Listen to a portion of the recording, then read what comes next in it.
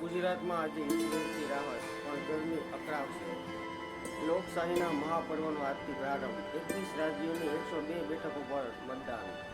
મોદીની ગેરંટી 2026 ઉમેદવારી નોંધાવવાની છે. સોમવારે કોનો લડશે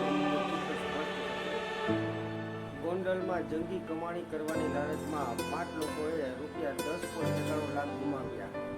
જમ્મુ કાશ્મીરમાં દર લોકસભામાં 30% ઉમેદવારો અપક્ષ હોય છે. રાજસ્થાન સરહદે 1 કરોડના ડ્રગ્સ સાથે જામનગરના 3 શખ્સ ઝડપાયા. સ્મોલ કેપ મ્યુચ્યુઅલ ફંડમાં રોકાણની રકમમાં 83%નો સંગીન વધારો. સલમાનની સિકંદરનું શૂટિંગ આવતા મહિનેથી શરૂ.